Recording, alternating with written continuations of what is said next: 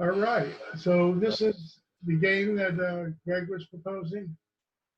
So in a previous Arcast emission, Greg talked about this game, which he called Pixelion, where user can buy, sell of a square.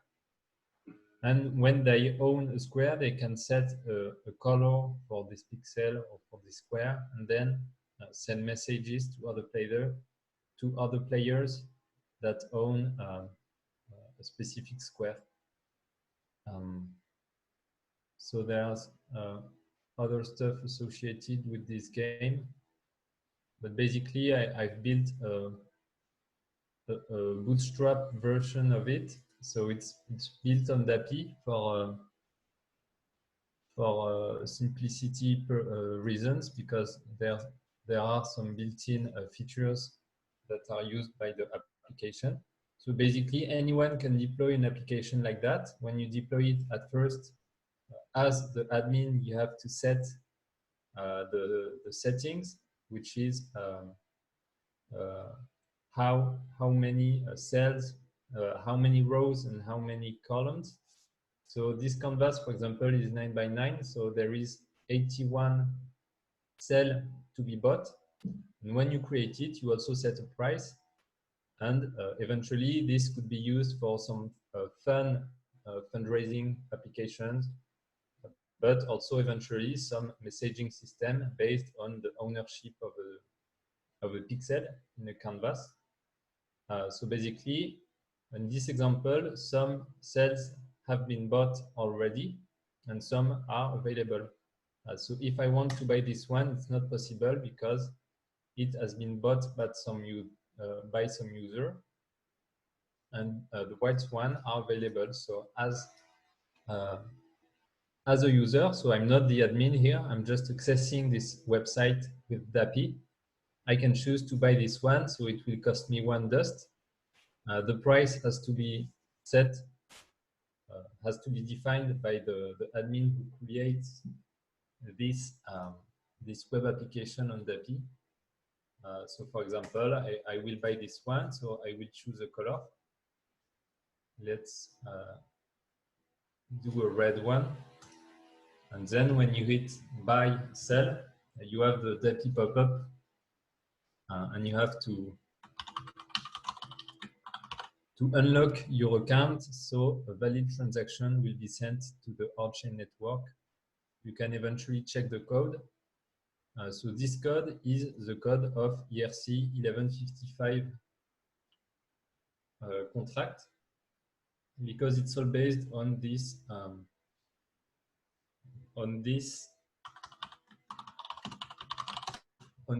project. So basically, each cell here is a token ownership in a ERC-1155 contract that has been deployed on the on-chain blockchain. So in a moment, you will see that this cell turns red because the purchase has been settled by the on-chain network, and the information has been recovered with dappy multi-request mechanism. So finally, it is being displayed in the window. So I have to reload, but I guess you'll have to wait 2 or 3 minutes. But that's it. So this is a cool app I have coded. I will add it in the resource section. So this is a page where all the currently maintained projects are listed. So I will add it.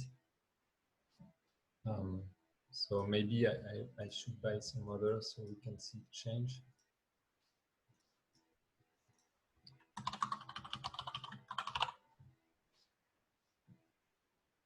Okay. So the cool thing is that, as always, this JavaScript context does not know the private key. So it is all handled by the browser. So this is the one of the cool features of dappy.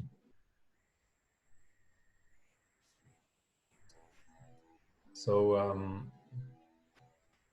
yeah. What network is this running on? What? Which network is this on? So this is on the testnet because I'm connected to this endpoint. And if you check the dappy documentation, you'll see that this endpoint t1.dappy.tech is the on-chain testnet. It's connected to the testnet.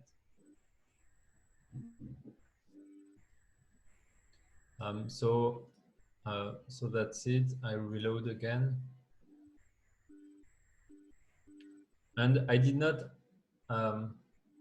set the size of the cell as a network, a setting that can be changed. Maybe I could do it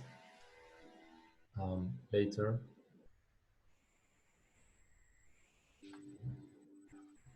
You mean how many cells, or how big the cells are? Yeah, what's the size of a cell? Because if you want to do some stuff like this thing, you have to have very small cells. And of course, we can. This can be used to unlock any kind of behavior based on the ownership of some cells. So yes, secure messaging is interesting, but also there could be some other applications to it. So it's up to anyone to fork and add some features. And what's the name of the game? Right now I called it Hexagons. In this article it is called Pixelions. I don't know what name we should choose. I guess it does not matter very much.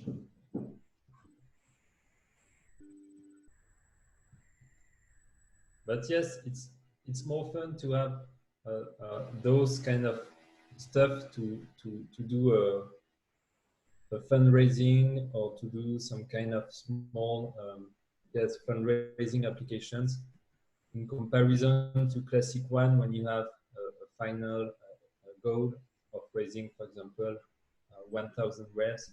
You have some bar. This is some cool way to do the same thing, especially because the user who pays can be part of some canvas and have a unique color that he is in control of. So I had to update the ERC-1155 contract for these features because, so I guess I have not pushed this because in this configuration you can have a metadata that is associated to a specific cell. So this is what I now call a bag. But basically, as you will show in the console, every cell has metadata attached to it. And the owner of the cell is in control of this value. So in this example, of course, the metadata is the color. So maybe we have a problem with the testnet.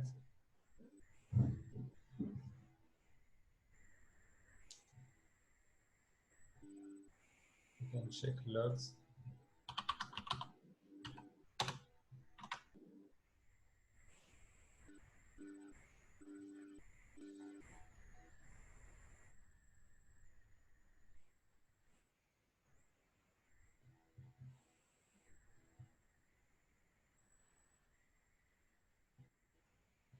Oops. What's going on?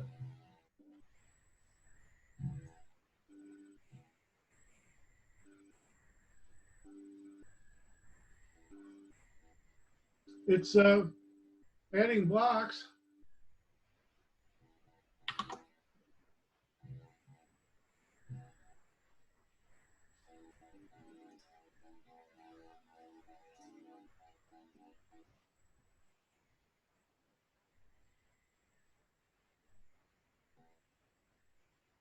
Okay, this is strange.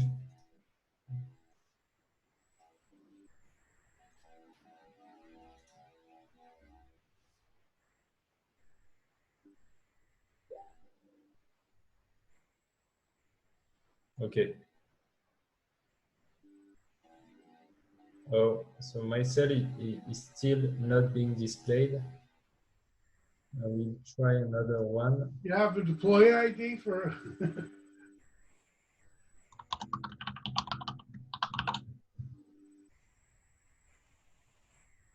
We should see it here. Okay. But this is a validator node. So even when this is being executed, we have to wait for the read-only node to reach the same block height. right, is it getting some error? Maybe it's out of phlogiston or something. We have to, look at the deploy ID, see if it got an error. This is the count I use, so I should have enough revs. But what do you set for the limit on phlogiston? I think there is a value by default. This one. It's a half a rev. That should be plenty. Yeah. I mean, we really, really should look at the block and see if it said there was an error or not. Yeah, I should check the. But I don't know what the error should. You would think you would see the error in the log. Oh. The block doesn't really tell you what the error was. In dappy, completed means that the deploy has been executed. So I guess I should just have to reload. Let's see. Okay. We have it. So I can't remember exactly. I guess there was the red one, this green one, and this purple. So those are the three I bought. Now suppose I want to buy that green one. No, you can't. You must buy a white one. But eventually we could, because it's based on erc-1155.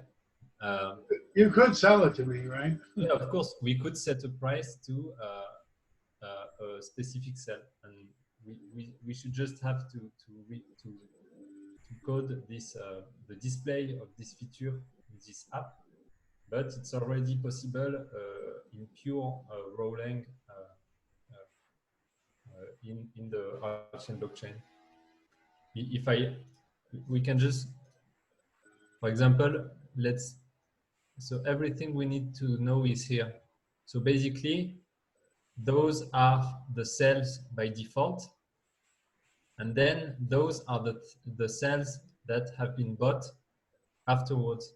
And you see that there is no price value, which means that you cannot buy those bags of ERC-1155 tokens. But for example, if the green one is this bag in the blockchain, I just have to update it and set a price to it. For example, 2, and then you'll be able to buy it. And basically, it would belong to you afterwards. So the bag would change ownership. And so yeah, that's it. All the important data is logged into the JavaScript, so we can see it. And if you have dappy, you should be able to access this application. But maybe maybe you have an older version than 021, so Yes, I think and I guess you are connected to the mainnet right now, so you would have to configure dappy. So maybe we won't do it now. So basically that's it. So this application will be added to this page. So so now there are 3 dapps examples on dappy. The dapp which is associated with the tutorial, the dapp to manage ERC-1155 tokens, and this one which is based on ERC-1155 also, but it's sort of a fun way to raise funds or invite people to color a canvas. So that's it.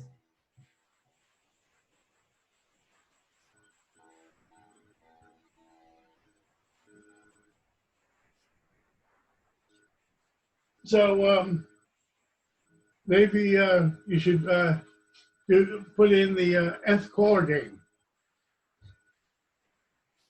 In the what? Nth caller game. One of the ones Joshy did. Oh yeah, I remember this thing.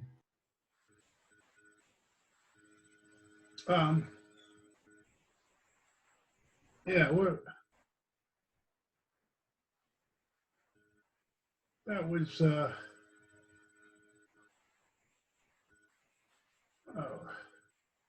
about the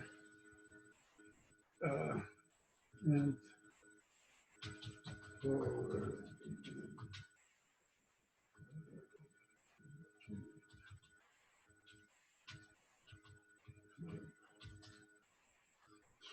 there it is.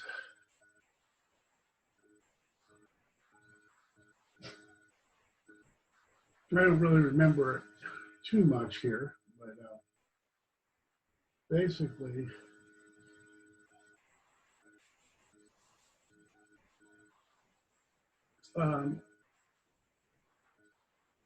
it has a game ID and an N. Oh, look at that. He's not using the registry. Using, what do you call it, names? This is pretty old code. But, I mean, it's so simple. But, you know, if to call in, you had to pay 1 rev.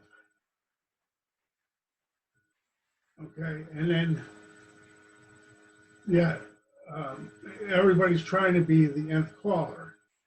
So some people, put in a rev pretty often to try to get to be the 10th. And whoever gets to be the 10th gets all the revs from all the players. Yeah, I see the concept. Yeah, this is fun. I mean, that would be an interesting game to have because it's something people could actually play.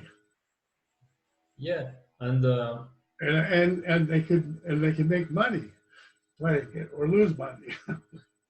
yeah, basically, in general, I guess they would lose money because of the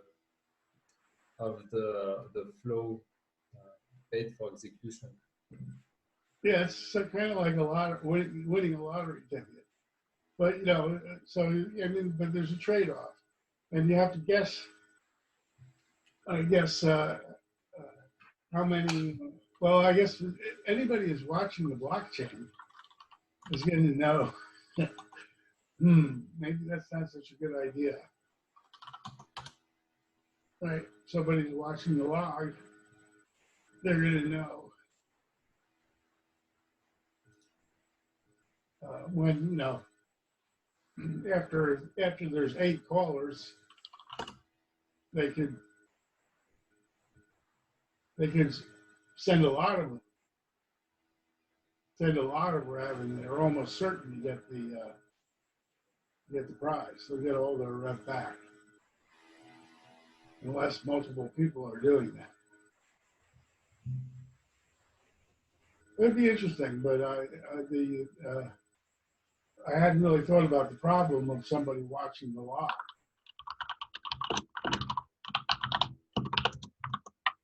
Yes, and but I guess watching the log is kind of a noob way of doing it. I think that some wise developer could run a read-only or validator node and instantly, catch some deploys that are that will call this, this contract, and so if this node knows that the counter is at n-1, basically it instantly deploys after the deploy received from the user, and then this person could win every time.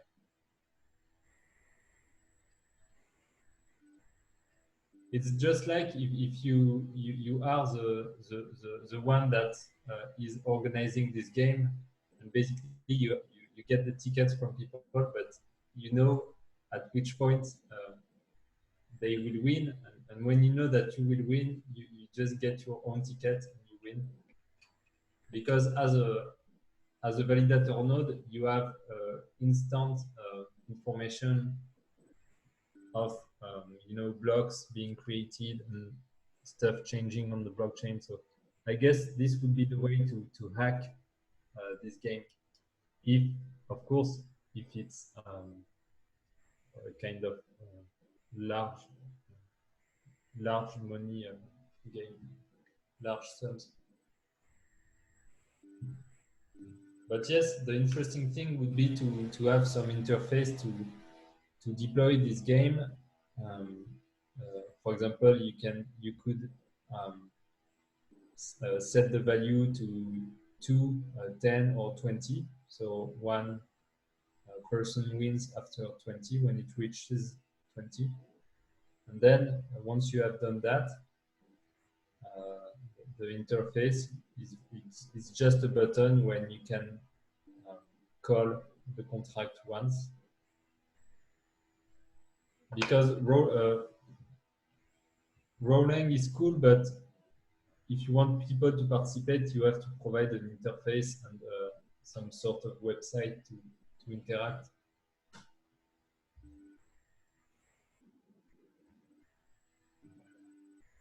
Yeah. You're still here. You're late. Sorry, communications meeting took too long. Okay. So what do we want to do now? I mean, Raphael showed us his hex program where you can buy cells, right? Have you?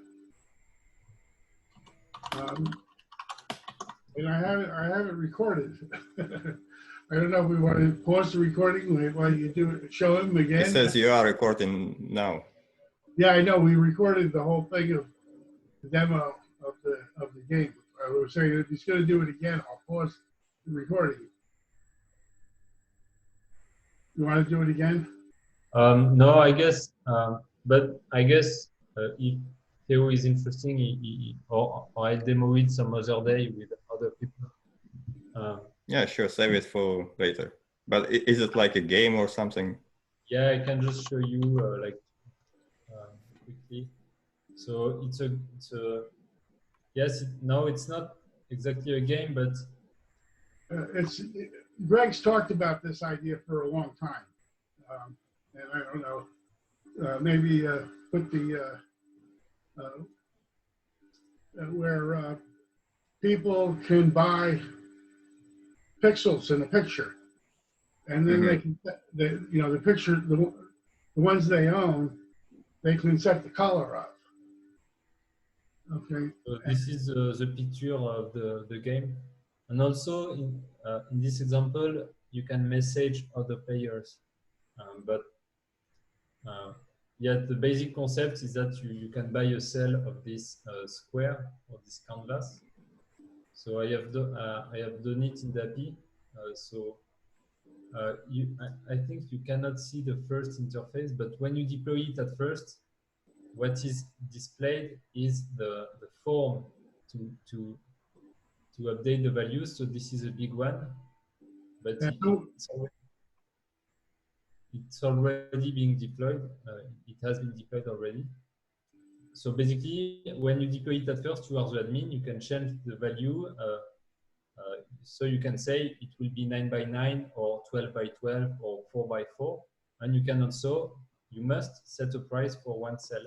In my example, the price is 1 dust, but you can set another price. So basically, in this example, it's just like a website, but it's on dappy. So you have to have this address to access. And you can buy any cell that is available. So the white ones are the one available.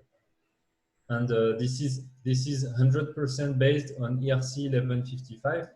So each cell is a bag in the ERC-1155 contract. So here you can see that some cells have a price and a quantity superior to 0, which means that it is available for purchase. And some others have no price, which means that they are not available for purchase. For example, this blue one might be the 95. Maybe it's small. Can I? Yes, okay. So these are the ERC-1155 items on the blockchain. They are being recovered by dappy and logged into the web application console. So that's the game I was presenting previously.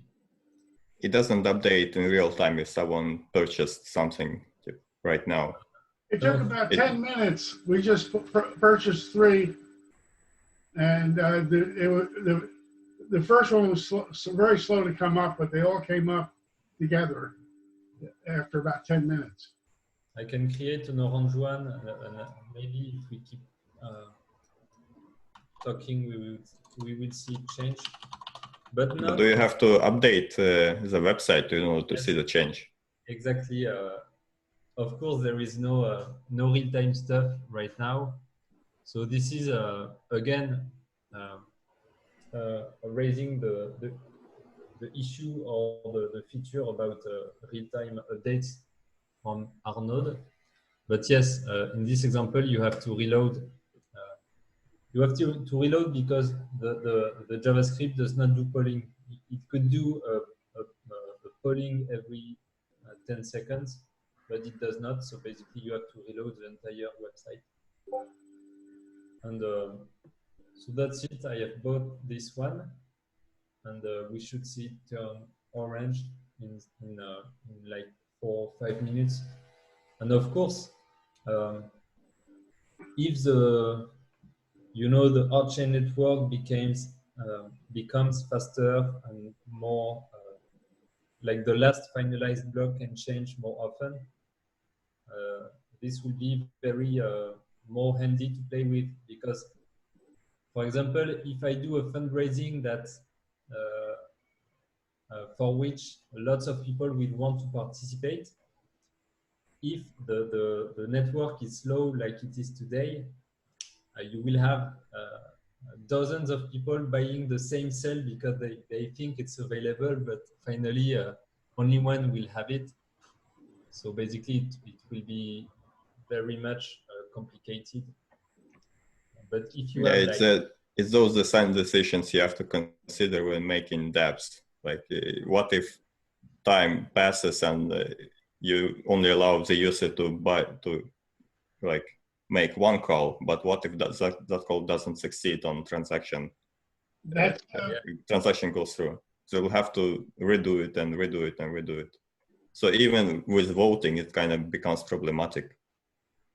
Yeah, but also since we have to think another way than web developers, because web developers they interact with private servers, so of course they can display instance information.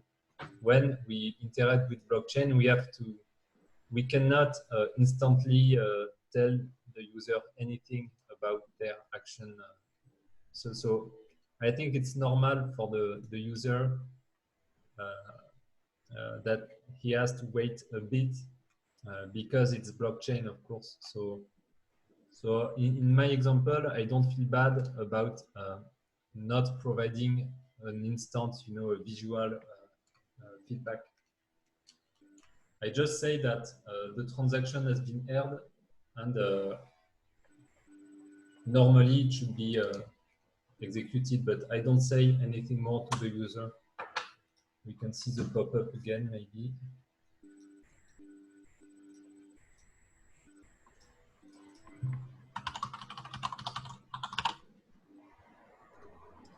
So the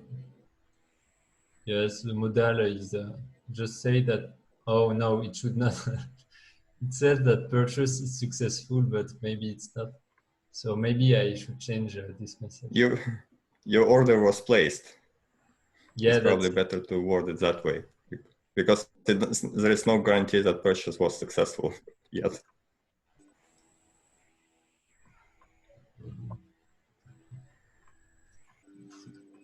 Yeah, nice. It kind of reminds me of a blockchain project that kind of does something similar. I think it's called Decentraland or something like that, where users can buy like piece of land. Yeah, and it kind of went crazy that people paid big money for that virtual land. Yeah, but here the goal is that anyone can deploy this, so it's not sort of a unique, canvas or land stuff. Now I cannot do it. I have to set my Visual Studio Code, but like for example, you need 8 revs. You just create a canvas of. No, it does not work. You need 9 revs. You create a canvas of 3 by 3.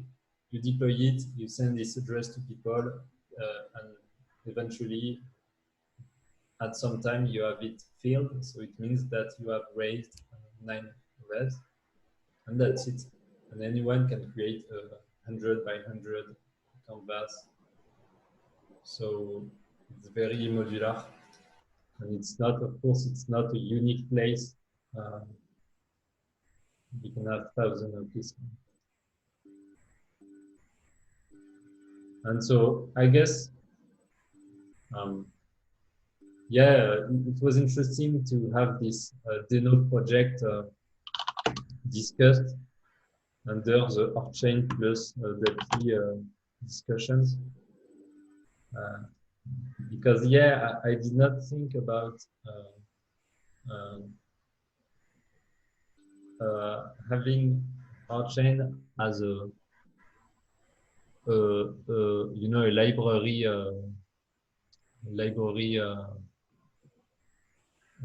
repository manager for other languages than Golang. So this is what's new, I think, with our discussion. So basically with Theo, we discussed about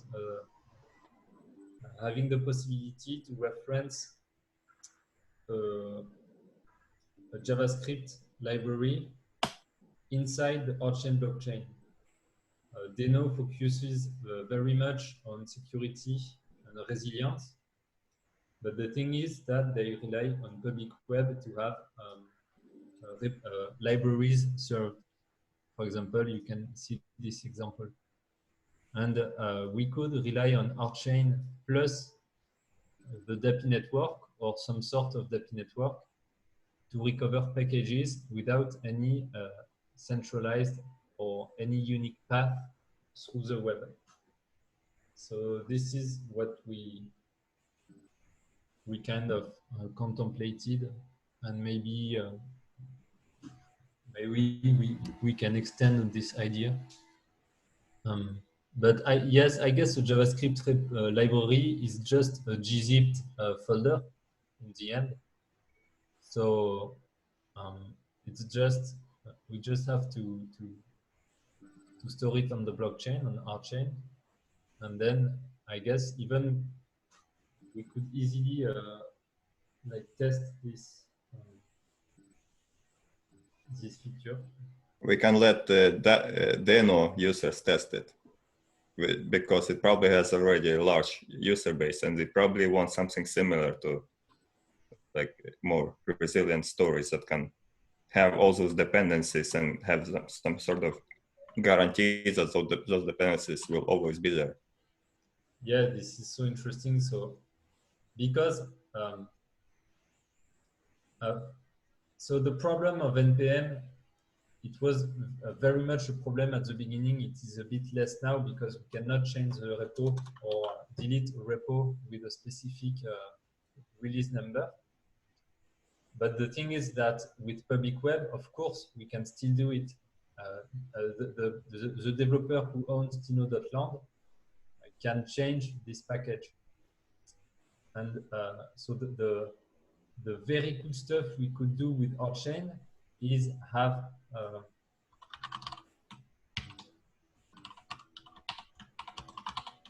have a library in the Archain blockchain, and when Deno or any package manager fetches the repository, it gets the code, and it also gets the proof that this resource on the blockchain is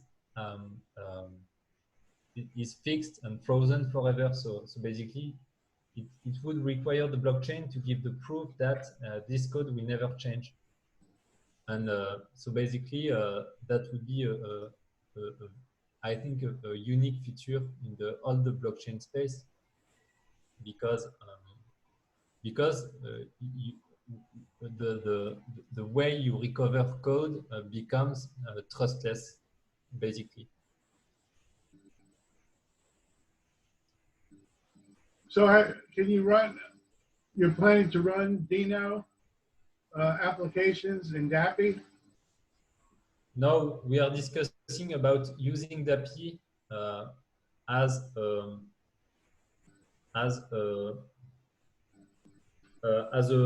resolver for yeah, that's it. URLs. So rather than storing the dependencies online on some server, you can just put them on our chain and reference those in your TypeScript code. Right. So I guess I'm saying, who's going to be writing the Deno applications? Wouldn't would dappy developers be running Deno applications for this? I mean, you can do a lot of stuff that you can do with Node, but you can do it in Deno. I mean, Deno is just an extension like built from scratch, but it follows the Node, basically what it does, what it's capable of. So you can do a lot of stuff like server-side applications.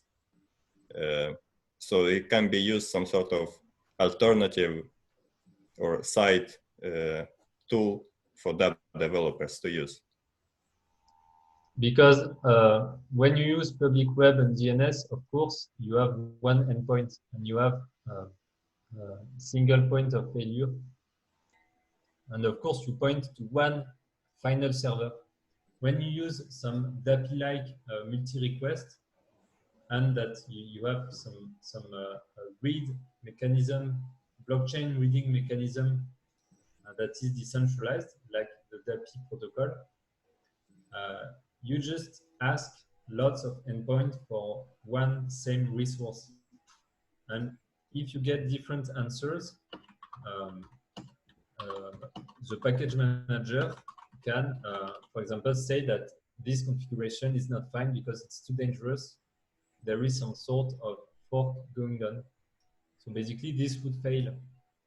And of course, when you have all the same answers, this would succeed. So depending on if you want to prioritize security or resiliency, you would choose, you would switch or change the synchrony constraint setting. This is what I call the synchrony constraint. Maybe the code will change, but you can be 90%. This way, it is very resilient because one node can fail, or it can be 100%. It is less resilient because if some node fails or lies or becomes malicious, the resolver cannot resolve anymore. But when you do resolve, you are very, very confident that this library is the exact version and is the one you want to fetch, basically, because you have independent agents who all agreed on the value of this library. So that's it.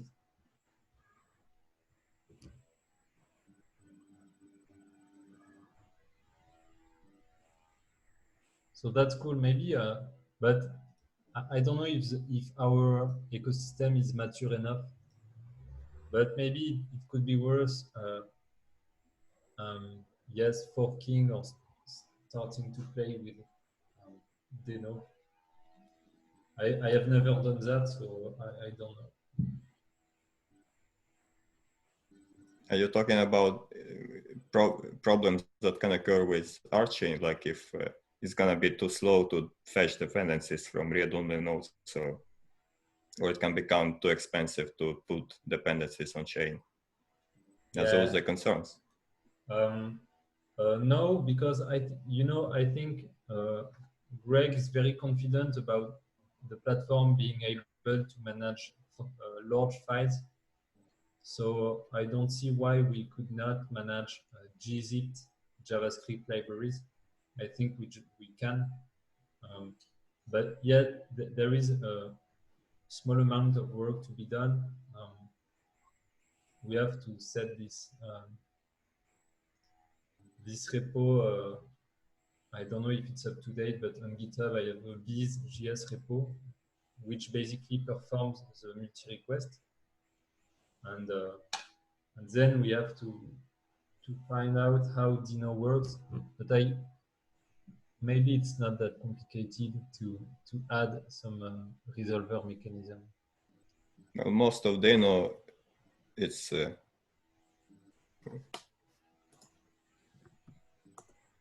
right in now, Rust, right? Oh, yes, it's in Rust. Okay, so right now we have a dappy network with only one node, which is b1 of t1.dappy.tech, but you can also reference the IP address directly. So we have everything we need to test it, except the biz.js. Is it referenced? No, I forgot. Except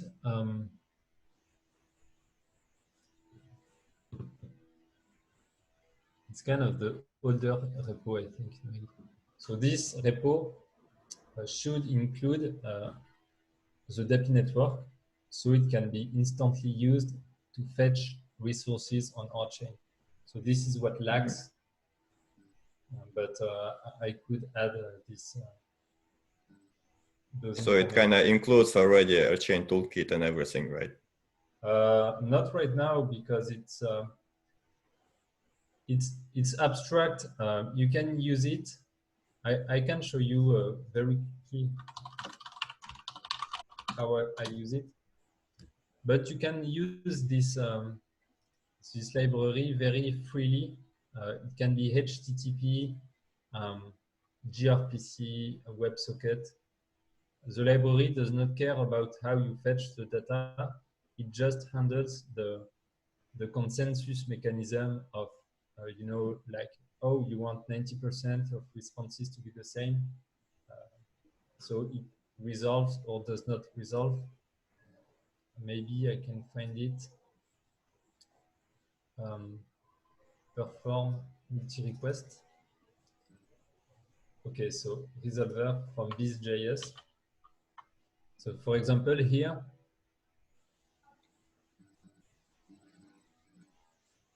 So you receive, so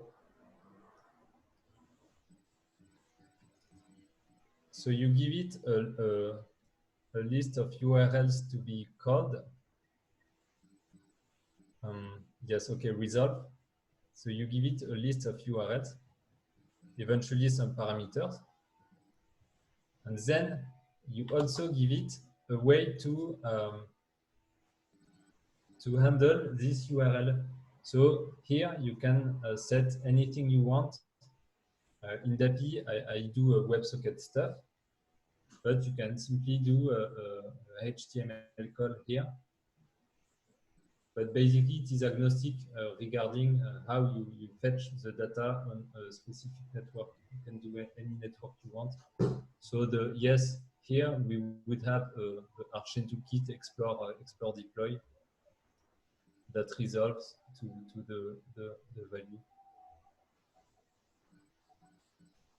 Okay, maybe it's it was not prepared, so it can be very. I think it's messy the way I explain it.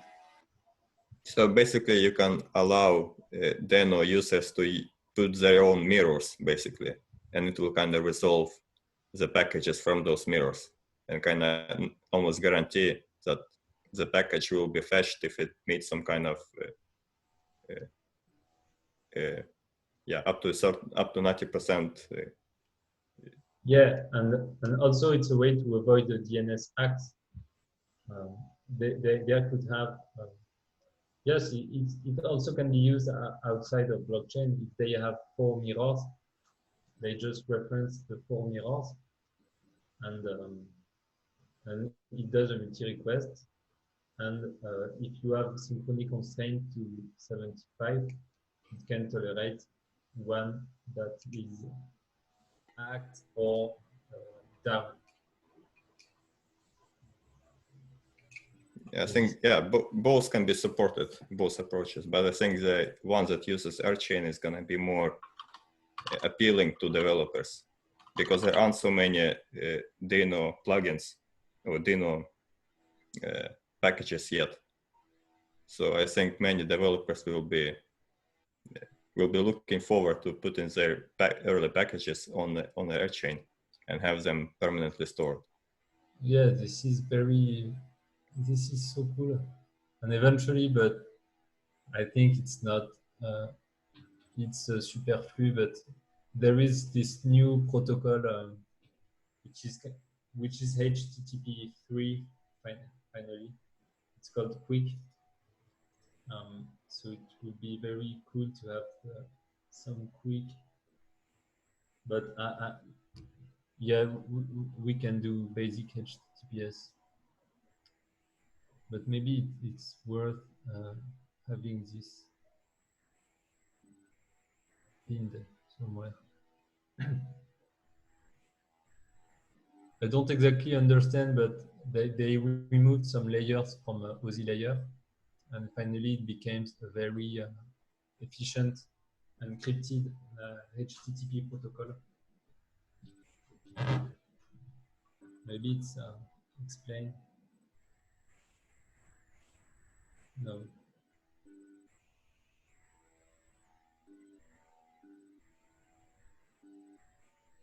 I don't know. Okay.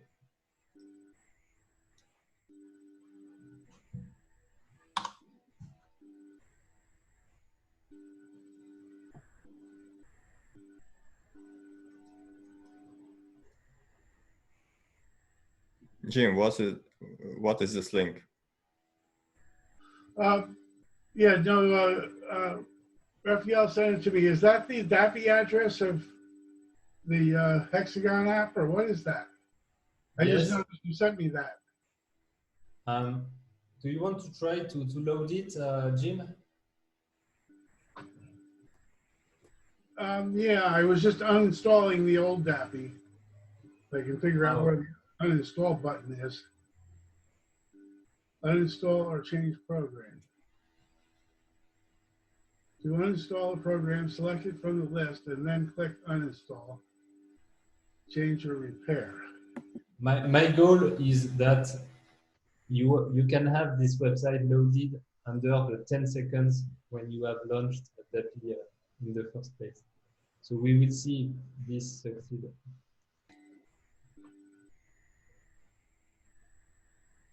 Not sure. Oh, but no, it will not, because you are connected to.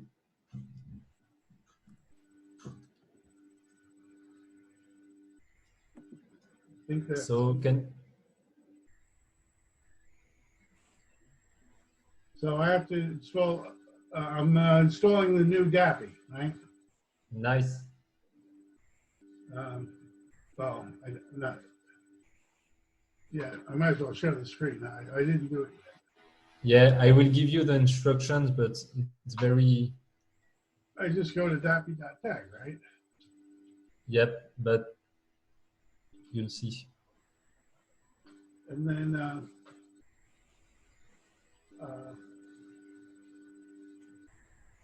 download. And then I got Windows 64-bit. Yeah, that's it. But you see, you'll have to change the settings to connect to the testnet instead of mainnet. But it's quite easy.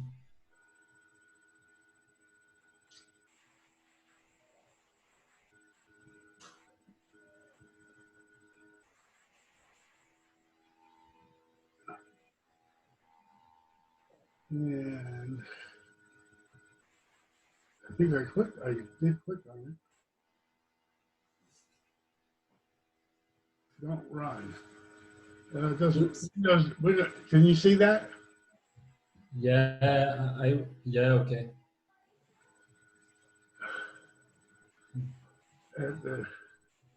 Yeah, but it kind of worked because you saw the Fabco. You can see that the publisher is Fabco. So basically, my identity has been, Microsoft knows me. They just don't trust me right now because not much people have downloaded the software, but I cannot do anything more than what I've done. What's this? Okay, so let's see. Nice. So you have your old account, which is still here. So you should check the network section, networks. Okay, I don't. Is this correct? I don't have any revs in this account. It might take some time to update, but So I go check to the networks section. It is in settings, networks. and then I go here. Oh, I have to set first, right? Now, yes, networks. Check it. That works. Okay. So right now you are connected to b1.dappy.tech, which is the endpoint for the mainnet. So you have to change this. So you have to hit the remove network, the red button, remove network, and you will reference a new network. So now you must just now you must remove the network again. So you just have to uncheck the box here, the auto import. You uncheck it because you want to input some node that you know. So now you can add the network, and it will be empty. And then you add a node, and the node is t1.dappy.tech. And then it's okay.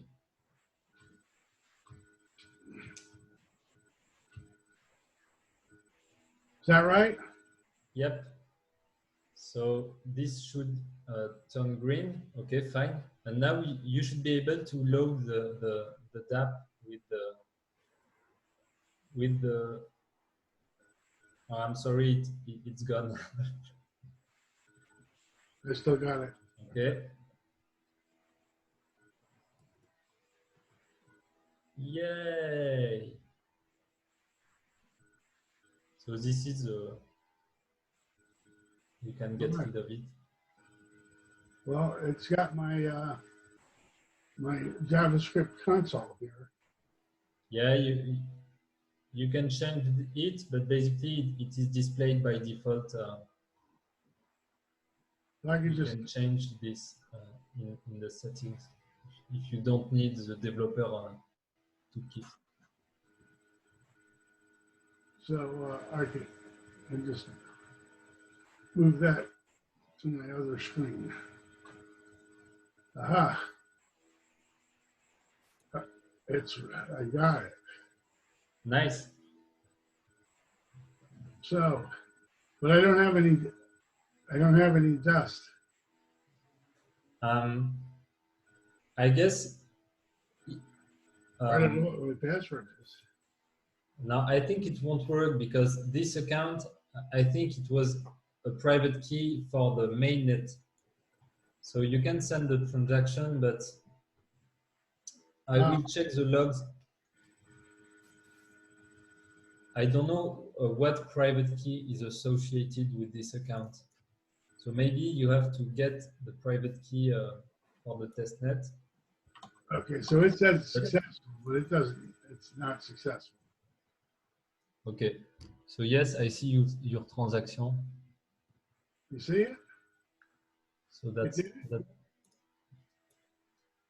So now you can go in the transactions. Didn't I run out of? Did I actually have the money? Go in accounts.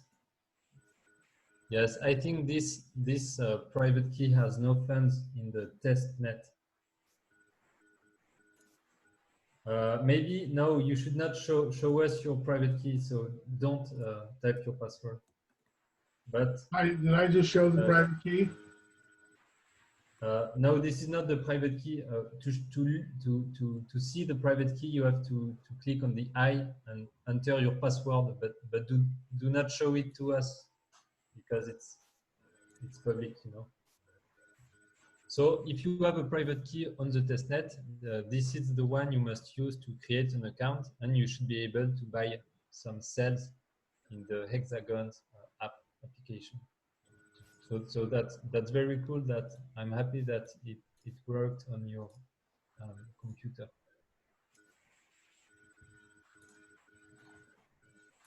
I don't get it.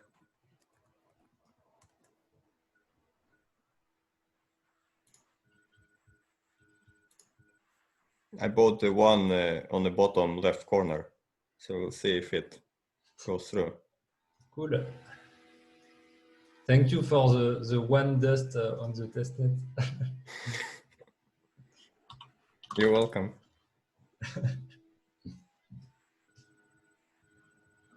Oh boy.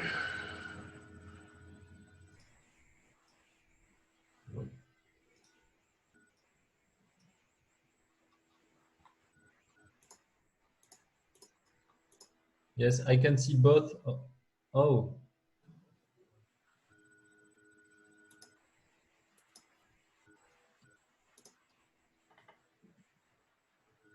Yes, I think I see both of your transactions. So one color was gray. Except mine must have failed. And Theo is kind of, he chose a red, kind of red. Orange, between red and orange. So yes, probably only one will pass. That's weird.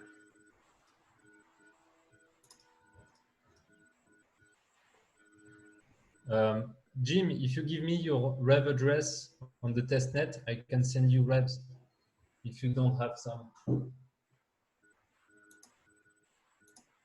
You can just create an account. I should have plenty. But it takes some time. So you can have a balance of 0 for 40 seconds. I should change it, but it takes some time to sync.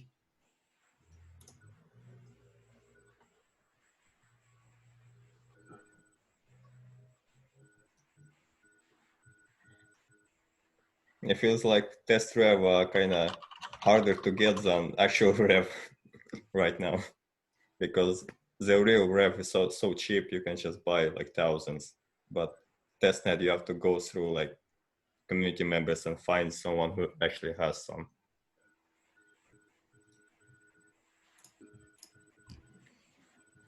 Yeah, I got lots. I'll send some to that account, I guess.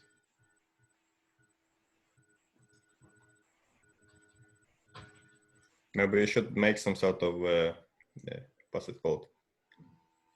A service that gives test ref upon request. Yeah, we had this project once.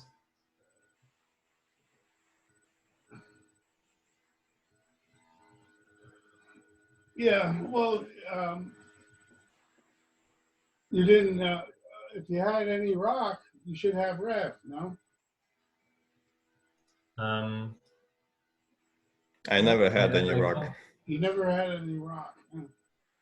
I can't remember but Jim. So Jim, did you get your account on the testnet?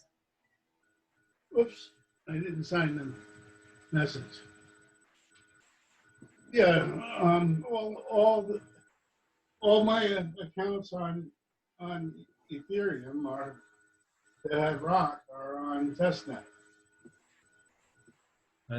But can you see your balance on dappy? Well, I just sent I just sent rev now. Okay. So I can see my balance from my account. But be careful. In my dappy, for example, I can't see the balance yet on the other account. since I'm always switching from testnet to mainnet on dappy, I have one account which is named mainnet and the other which is named testnet. I do not share account for both networks because I might accidentally do some operation on another network. Because I saw that your account is named dappy, but maybe you should set up 2 accounts, but it's just as you want.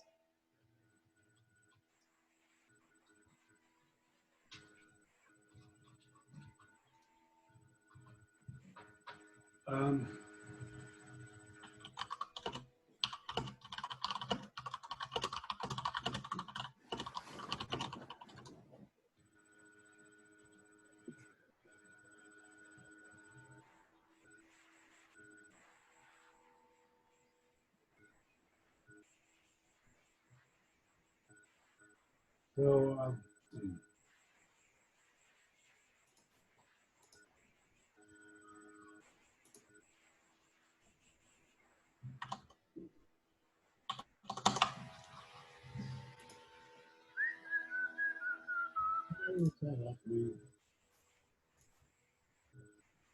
Okay, so yes, I think Theo that it's successful.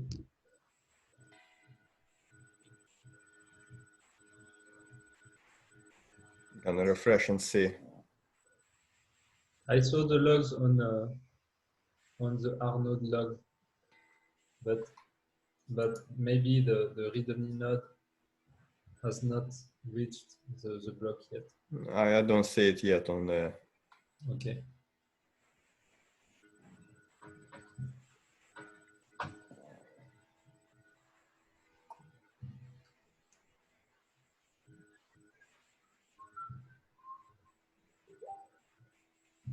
So it's just a proof of concept, right?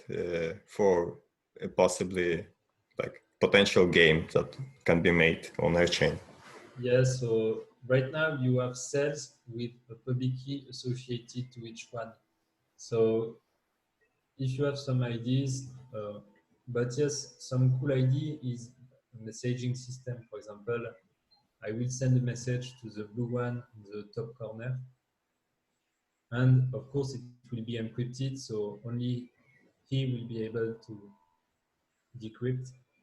So it's kind of a very, very it's like very end-to-end communication system. Mhm. Very anonymous also, because I don't know, I thought immediately of some sort of game where you can place your, I don't know, maybe heroes or something and kind of make it into a battleground, like where you kind of fight for survival in here. But I don't know how to actually make it. So yeah, maybe some sort of strategy game out of it. yeah, and yes, for example, you can have blue versus red, and then you sort of expand your territory, and you can hit the blue or red cells, and basically when you hit one, you get the money associated to it. Yeah, that's interesting. Maybe you can make a, if it's possible to make a rule that if you have one cell, you can make a next move. You can move between cells to the next one. Yeah, so you would have to extend ERC-1155, but yeah, that's cool. I refreshed and I see your cell orange. Mm-hmm.